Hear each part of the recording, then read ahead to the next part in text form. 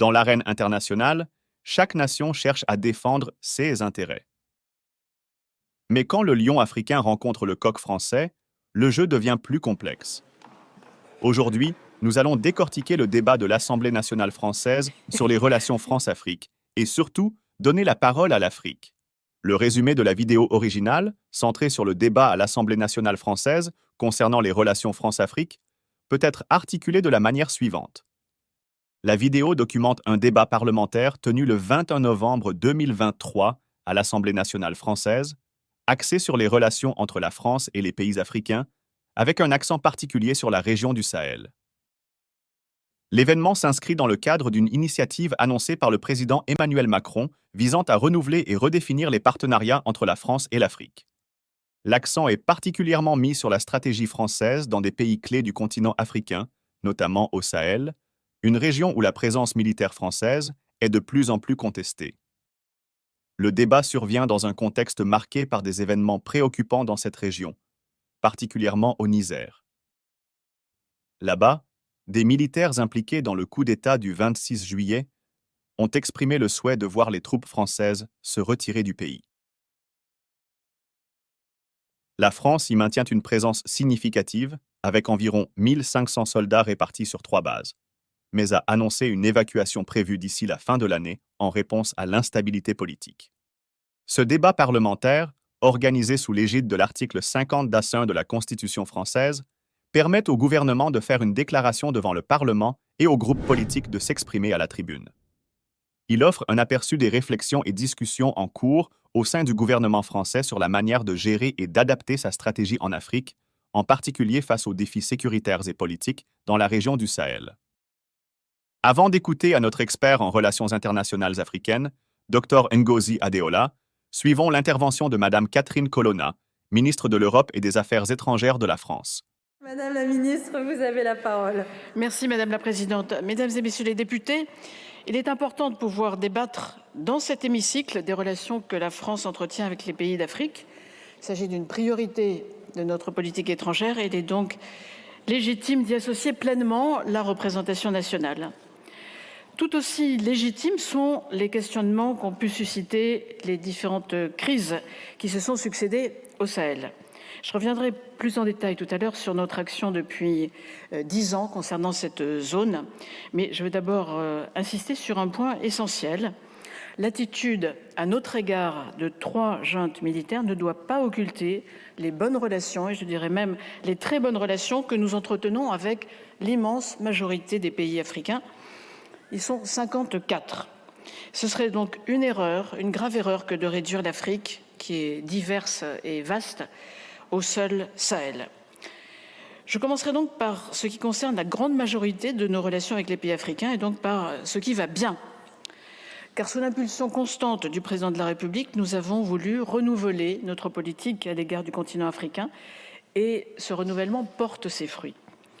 Vous vous demanderez peut-être, mesdames et messieurs les députés, pour quelles raisons l'Afrique constitue l'une des grandes priorités de notre diplomatie. La réponse part d'un constat simple.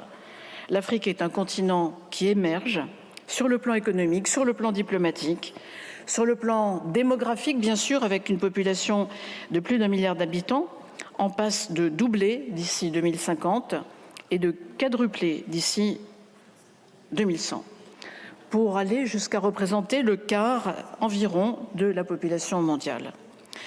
Dans les années à venir, elle va compter de plus en plus dans les grands équilibres du monde, dans la croissance mondiale, dans la création, dans l'innovation. Et c'est aussi en Afrique que se joue l'avenir de la francophonie. L'Afrique, c'est aussi le continent où vivent plus d'1 million de Français dans nos régions et départements de Mayotte et de la Réunion, sans oublier nos 130 000 compatriotes qui résident dans des pays d'Afrique subsaharienne. Parce que nous avons besoin de nos partenaires africains pour résoudre les grands défis qui nous attendent, pour la paix, pour la sécurité, pour l'adaptation au changement climatique, il est indispensable que la France noue des relations solides, confiantes, avec les gouvernements et avec les sociétés africaines. Il y a encore quelques années, notre dialogue se limitait trop aux crises régionales qui affectaient l'Afrique. Aujourd'hui, nous entretenons un dialogue étroit et exigeant aussi sur l'ensemble de nos sujets d'intérêt commun. La guerre en Ukraine, le climat, les forêts, la réforme de la gouvernance mondiale. Et c'est exactement ce que nous avons fait en juin dernier à Paris lors du sommet pour un nouveau pacte financier mondial auquel ont participé notamment 20 chefs d'État africains. Pour autant, la France est toujours aussi engagée pour aider à résoudre les crises du continent en soutien aux organisations régionales. Je pense en particulier au terrible conflit dans l'est de la RDC ou au Soudan, où nous restons en contact avec les deux camps pour faciliter un processus de paix durable. Et je l'ai fait encore, par exemple, hier avec mon homologue de RDC et ce matin avec celui du Rwanda, compte tenu de la remontée des tensions dans l'est de la RDC. La France accompagne également le processus de sortie de crise en Éthiopie, par exemple. Je me suis rendue en janvier dernier avec mon homologue allemande, Annalena Baerbock. Et nous pouvons également être fiers du chemin qui a été parcouru avec le Rwanda, grâce à un travail de mémoire honnête et un engagement diplomatique volontariste qui nous ont permis de relancer nos partenariats bilatéraux. Mesdames et messieurs les députés, notre diplomatie a un objectif principal en Afrique. C'est que la France soit un partenaire crédible, compétitif et également attractif, aussi bien pour les acteurs économiques que pour les étudiants, les artistes, les créateurs et en général pour l'ensemble des sociétés civiles. Car il faut le dire et le répéter, nos entreprises sont compétitives en Afrique. Elles le prouvent chaque jour. La France est aujourd'hui le deuxième investisseur étranger en Afrique. En 15 ans, le nombre de filiales d'entreprises françaises en Afrique a doublé, de même que nos investissements. Nous aidons nos start-up, nos PME et les entrepreneurs de la diaspora à investir sur le continent en finançant leurs projets ou en facilitant leur accès au marché africain. Un exemple, et un seul, j'étais il y a 2 ou 3 semaines au Nigeria, dans cet immense pays de plus de 216 millions d'habitants, qui sera le 3e pays le plus peuplé au monde en 2050, nous avons doublé nos investissements en 10 ans. J'ai bien conscience que ce constat et ces faits vont à rebours de bien des idées reçues. Les réflexes pavloviens, les images d'Épinal ont un point commun. Elles voudraient nous faire croire que tout va forcément mal en Afrique et que la France est forcément à la traîne. Et pourtant, il faut bien se rendre compte que nos jeunesses, en particulier, qu'elles soient françaises ou africaines, s'intéressent à tout ce qui permettra de rendre le monde de demain plus juste, plus vivable, plus durable, et à tous les partenariats qui peuvent y contribuer. Elles ont raison, et c'est pour elles que nous travaillons. La réalité de notre politique en Afrique, c'est notre volonté d'investir dans l'avenir, dans les secteurs les plus prometteurs pour l'économie de demain, dans la vitalité de ce continent qui est le continent le plus jeune du monde, un continent où 60% de la population a moins de 25 ans.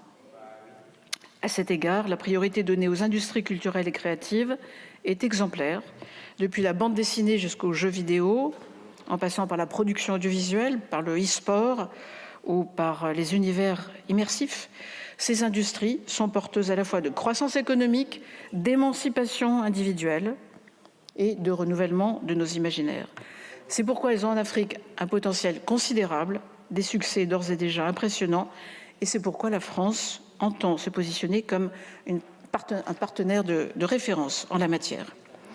C'est ce que nous avons fait avec le premier forum international Création Africa, qui a réuni à Paris, tout début octobre, des centaines d'entrepreneurs français et africains les plus à la pointe. J'ai lancé parallèlement, moi-même cette année, avec mon ministère, un fonds de 20 millions d'euros pour que nos ambassades puissent soutenir directement artistes et créateurs du continent qui veulent développer leurs entreprises sur le marché régional aussi bien que sur le marché international. Et enfin, avec la future maison des mondes africains, nous voulons que Paris devienne l'un des cœurs battants de la créativité africaine.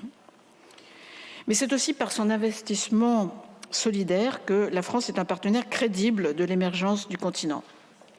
Depuis 2017, notre aide publique au développement est passée, vous le savez, de 10 à 15 milliards d'euros, avec plus de 5 milliards par an pour l'Afrique. Nous sommes désormais le 4e bailleur mondial. Nous avons dépassé le Royaume-Uni. Et surtout, nous sommes le seul pays à avoir augmenté ses financements en direction du continent l'an dernier. Notre attractivité reste aussi très importante pour les étudiants africains, c'est-à-dire pour les élites de demain. La France est la première destination des étudiants africains. Ils sont désormais près de 95 000 à faire le choix de nos universités, en augmentation forte, une augmentation de 40% depuis 2017. Nos ambassades mènent un travail remarquable de promotion des études en France pour les étudiants africains, notamment pour attirer, en complément des étudiants francophones, des étudiants anglophones. Et j'en fais moi-même le constat en juin dernier, lors de mon déplacement en Afrique du Sud. Oui, nous sommes attractifs pour les étudiants qui sont les élites de demain des pays africains. Mais la France est aussi résolument du côté des démocrates africains. Ça n'implique nullement de donner des leçons, ni de s'ingérer dans les affaires intérieures des pays africains. Ça consiste à aider les acteurs engagés de la société civile, comme par exemple la Fondation d'innovation pour la démocratie, dirigée par le professeur Achille Membe, mais aussi d'aider tous les influenceurs, tous les journalistes africains qui luttent contre la désinformation, qui luttent pour une information de qualité, condition, on le sait, sine qua non de sociétés ouvertes et démocratiques. J'ai évidemment en tête les griefs souvent entendus et classiques autour de la délivrance des visas. Je dois vous dire que nous rénovons en ce moment même notre politique de visa pour mieux tenir compte de nos objectifs d'attractivité, de rayonnement et de prévention des migrations illégales dans le cadre de la feuille de route dont j'ai fixé les contours avec Gérald Darmanin. Depuis les engagements pris par le président de la République à Ouagadougou en 2017, engagements réitérés au sommet de Montpellier en 2021 et encore en février dernier dans son discours prononcé à l'Élysée, nous réinventons notre manière de travailler avec nos partenaires africains. Nous voulons bâtir, vous le savez, des partenariats qui soient des partenariats respectueux, responsables, où chacun assume ses intérêts réciproques, un partenariat fait d'écoute et de dialogue. Un partenariat qui implique aussi de briser certains tabous. Nous l'avons fait, comme le tabou de la restitution des œuvres. Un partenariat qui permet de regarder notre passé en face. Nous l'avons fait aussi avec le Rwanda ou avec le Cameroun, par exemple. Et un partenariat, enfin, qui sait s'appuyer sur nos atouts. Je pense notamment au rôle de nos diasporas, mais aussi, je le répète, alors que nous accueillerons en 2024 le sommet de la francophonie, à cette langue française que nous avons en partage avec des millions et des millions d'Africains. Cette méthode est la bonne, mesdames et messieurs les députés. Nous entendons la poursuivre et nous la poursuivrons. J'en suis convaincue, comme l'ensemble du gouvernement et comme tous nos agents déployés sur le continent qui mettent en œuvre cette politique avec détermination, conviction et volontarisme. Mais parce que j'en appelais tout à l'heure au devoir de lucidité, il faut aussi considérer ce qui se passe dans 3 pays, Burkina Faso, Mali, Niger. Et j'insiste, 3 pays sur 54, mais 3 pays quand même et 3 relations complexes sur lesquelles je voudrais maintenant revenir.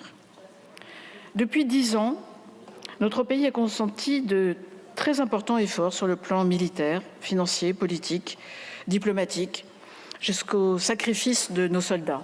Le ministre des Armées en reparlera. Et je veux, avant lui, s'il m'y autorise, saluer, mais avec vous, mesdames et messieurs les députés, la mémoire des disparus et le courage de nos forces armées. En 2013, merci pour eux. Merci. En 2013, à la demande des autorités du Mali et des pays de la région, le président Hollande a pris la décision courageuse d'engager nos forces armées. Nos militaires ont combattu avec bravoure et ils ont contribué à éviter que le Mali ne devienne un État terroriste. Et nous pouvons être fiers de ce qui a été accompli à cet égard. Alors j'entends parfois que nous aurions trop investi sur le volet militaire et pas assez investi sur le développement et sur la diplomatie. Et je vous le dis clairement, c'est faux. Notre investissement pour le développement au Sahel depuis 2013 période de référence, a été massif. Ce sont 3,5 milliards d'euros d'aide bilatérale en 10 ans qui ont été apportés, et à 80% sous forme de dons. Entre 2012 et 2022, notre aide annuelle pour le Sahel a doublé. Elle n'a pas diminué, elle n'a pas augmenté, elle a doublé. Alors qu'on ne dise pas qu'on a négligé le volet développement.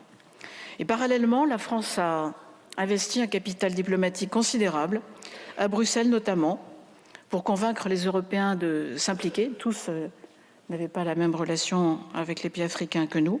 Et nous avons eu des résultats concrets avec de l'aide, plus de 7 milliards d'aides européennes au Sahel sur 10 ans, s'ajoutant aux 3,5 milliards d'euros d'aide française pour le Sahel en 10 ans.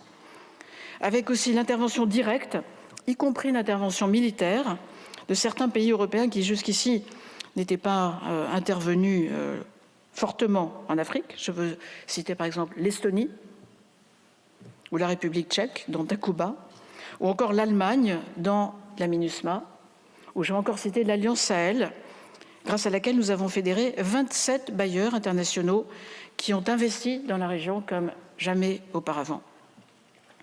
Efforts diplomatiques européens, efforts diplomatiques auprès de l'ONU également, pour créer, puis chaque année pour renouveler le mandat de la MINUSMA. Et au moment où, vous le savez, les derniers casques bleus quittent le Mali, dans des conditions extrêmement difficiles, et alors que 310 d'entre eux ont perdu la vie depuis 2013, pour cette mission, je veux saluer le travail mené par la mission des Nations Unies. Et enfin, nous n'avons pas ménagé nos efforts non plus pour convaincre les autorités du Mali d'appliquer l'accord d'Alger, améliorer la gouvernance, rétablir les services de l'État sur l'ensemble du territoire. Nous l'avons dit, nous l'avons répété, nous les avons encouragés. Mais s'il y a bien un enseignement à tirer de la crise au Sahel, c'est que la gouvernance est fondamentale. Les partenaires extérieurs peuvent aider, encourager, inciter, mais ils ne peuvent pas se substituer aux autorités locales, ni ne le doivent. Aujourd'hui, les coups d'État survenus au Mali, au Burkina et tout dernièrement au Niger fragilisent tous les efforts consentis depuis 2013. La situation sécuritaire s'est dégradée, la crise humanitaire est dramatique et les violations des libertés se multiplient. Et faire le choix de Wagner, comme l'a fait le Mali, c'est de surcroît faire le choix de la prédation économique et des crimes de guerre. Contrairement à ce que certains voudraient nous faire croire par leur propagande, ces juntes ne sont pas motivées par une volonté de rupture avec la France. Elles sont motivées en réalité par une logique de rupture avec l'ensemble de la communauté internationale. Il faudrait le voir clairement. À commencer par la rupture avec leurs voisins, avec les organisations régionales, avec les Nations Unies. Et ce n'est pas tant la France qui est visée que tout un système international de coopération et de valeurs dont ces régimes s'écartent et qui leur sert de bouc émissaire. Alors oui, mesdames et messieurs les députés, face à de tels régimes, nous ne pouvons pas maintenir nos coopérations comme si de rien n'était. Nous ne pouvons pas poursuivre la lutte antiterroriste avec des putschistes. Nous ne pouvons pas financer des projets de développement qui les entretiennent. Mais bien sûr, nous maintenons notre aide humanitaire pour ne pas faire payer aux populations les comportements de leurs dirigeants du moment.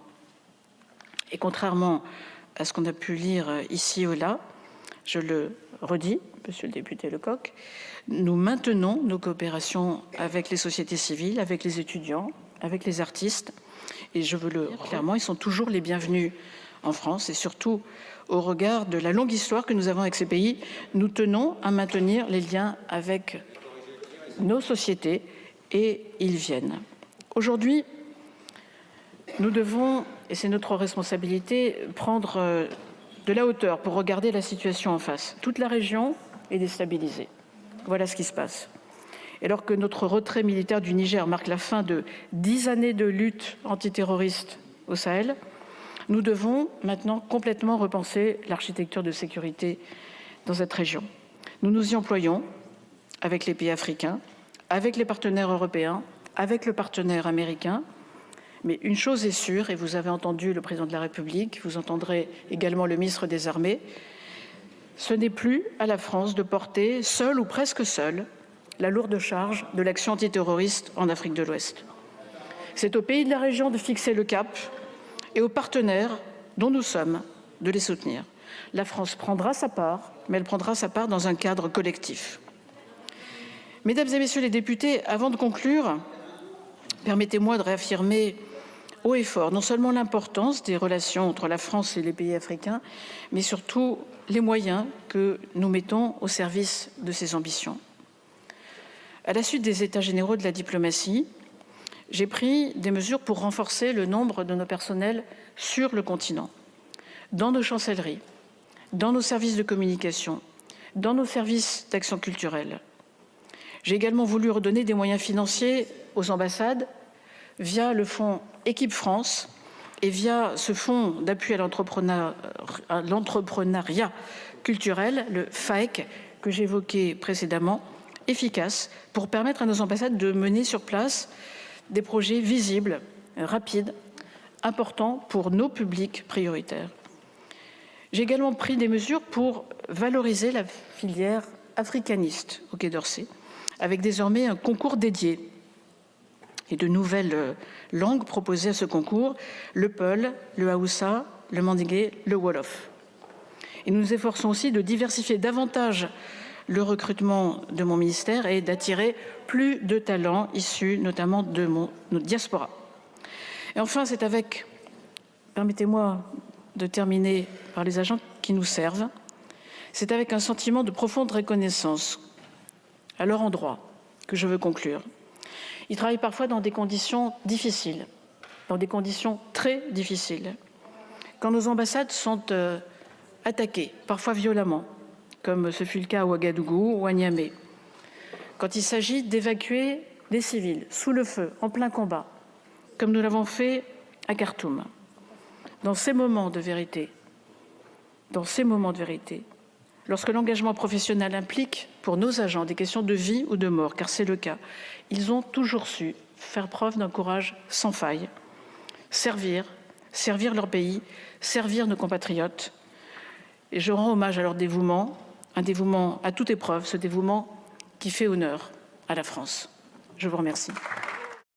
Alors que nous explorons les complexités des relations entre la France et l'Afrique, il est essentiel de comprendre les perspectives africaines sur ces enjeux. Pour cela, nous avons l'honneur d'accueillir un invité spécial dans notre studio aujourd'hui. Rencontrez le Dr Ngozi Adeola, un éminent expert en relations internationales africaines, réputé pour sa profonde compréhension des dynamiques politiques et économiques qui façonnent le continent. Le Dr Adeola possède une riche expérience en matière de diplomatie et de politique publique africaine, ayant travaillé avec diverses organisations internationales et gouvernements africains. Avec un doctorat en relations internationales de l'Université de Johannesburg et plusieurs publications à son actif, Dr Adeola est une voix respectée dans le domaine.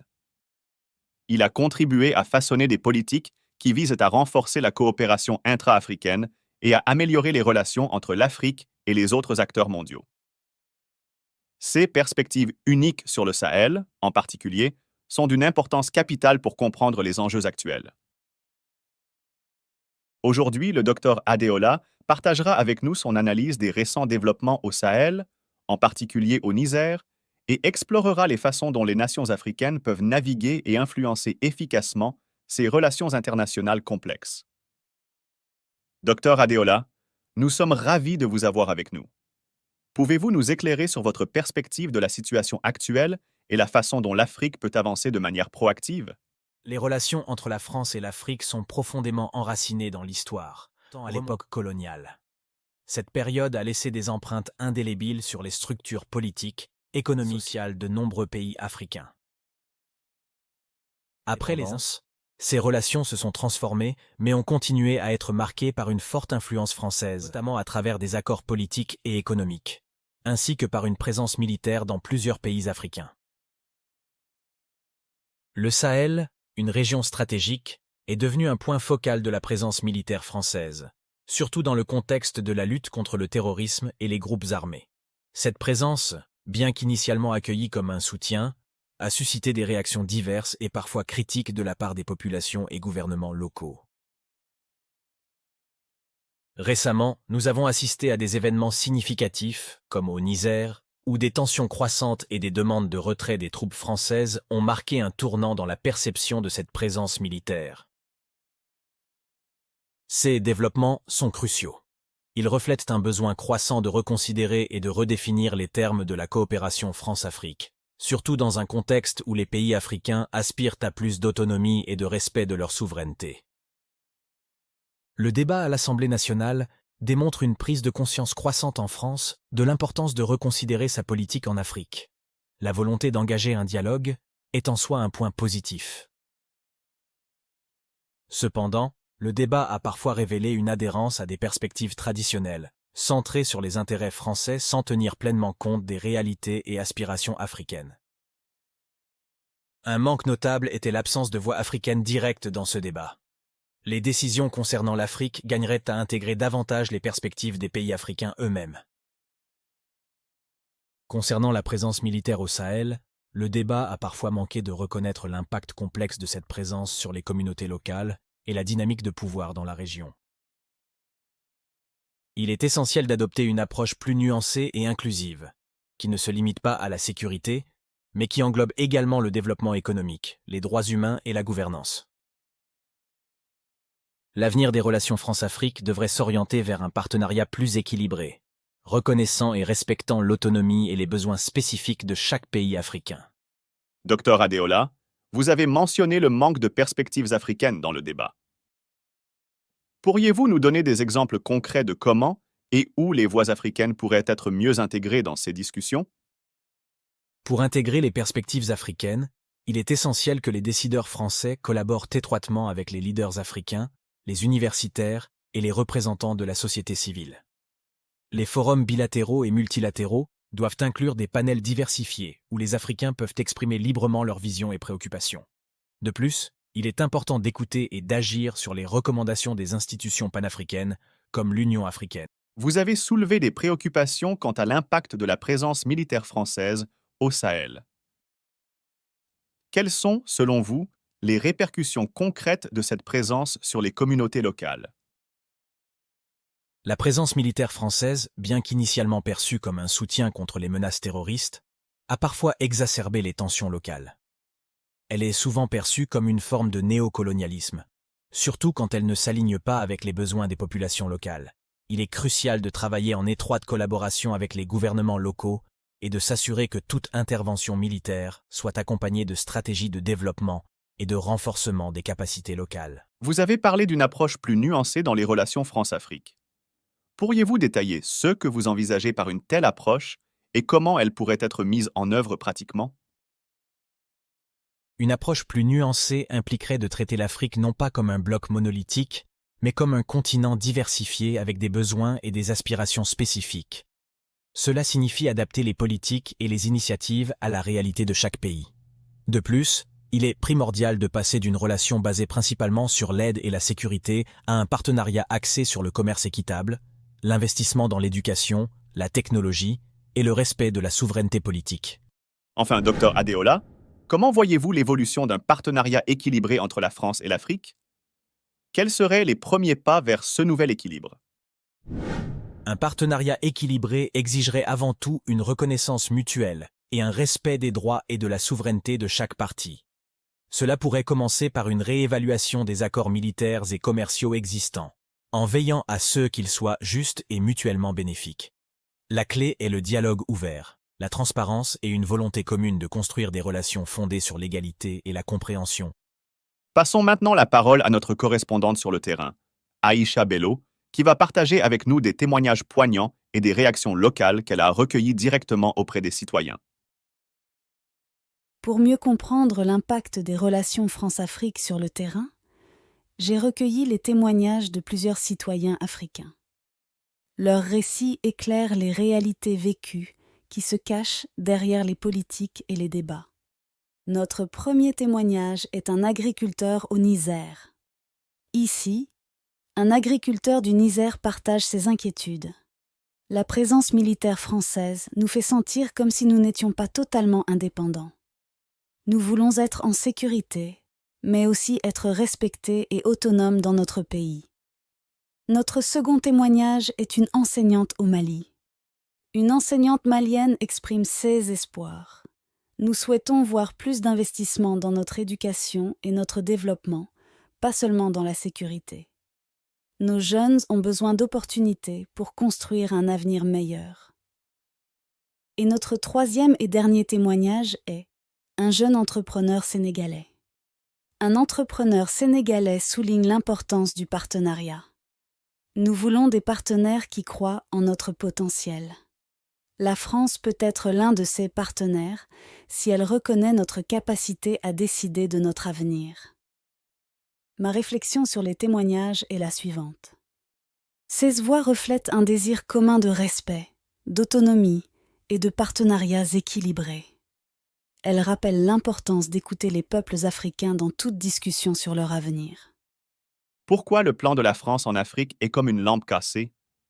Parce qu'il ne brille pas vraiment dans l'obscurité des problèmes actuels. Ces témoignages sont révélateurs et touchants. Ils nous montrent clairement l'impact des politiques internationales sur la vie quotidienne des Africains. Dr Adeola, comment ces voix du terrain pourraient-elles influencer ou modifier l'approche de la France et d'autres pays dans leurs relations avec l'Afrique? Ces récits mettent en lumière l'importance d'une approche plus humaine et plus inclusive dans la formation des politiques. Ils nous rappellent que les décisions prises dans les capitales lointaines ont des conséquences directes sur les individus. Pour que les relations France-Afrique soient réellement fructueuses et durables, elles doivent être fondées sur une compréhension et un respect mutuel des aspirations et des défis des peuples africains. Les partenariats doivent être construits non seulement autour des intérêts stratégiques, mais aussi avec une sensibilité accrue aux impacts sociaux et économiques sur les communautés locales. Tout à fait, Dr Adeola.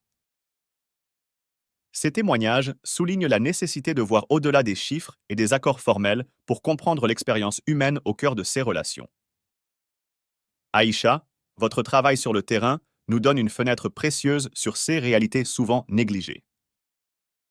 Merci pour votre contribution essentielle à cette discussion. Proposition de solution. Du côté africain, le Dr Adeola propose des stratégies concrètes pour que les pays africains défendent mieux leurs intérêts, tels que renforcer la coopération régionale, investir dans l'éducation et la technologie, et promouvoir une diplomatie plus affirmée et indépendante. Avant de conclure, prenons un moment pour résumer les idées importantes que nous avons explorées aujourd'hui. Notre discussion a été riche et révélatrice, offrant des perspectives profondes sur les relations complexes entre la France et l'Afrique. Nous avons commencé par examiner le contexte historique et actuel de ces relations, comme présenté par le Dr Ngozi Adeola. Il a mis en évidence la nécessité d'une évolution dans la manière dont la France et les pays africains interagissent, en soulignant l'importance d'une approche plus inclusive et respectueuse. Ensuite, nous avons entendu des témoignages poignants de nos frères et sœurs africains, grâce à notre correspondante sur le terrain, Aïcha Bello. Ces récits personnels ont mis en lumière les impacts réels des politiques internationales sur les vies quotidiennes, rappelant l'importance de la voix africaine dans ces débats. Le Dr Adeola a ensuite partagé avec nous des stratégies et des solutions concrètes pour l'Afrique, en mettant l'accent sur le renforcement de la coopération régionale, le développement économique endogène et une diplomatie proactive et indépendante. Ces propositions visent à autonomiser l'Afrique et à favoriser des relations plus équilibrées et respectueuses.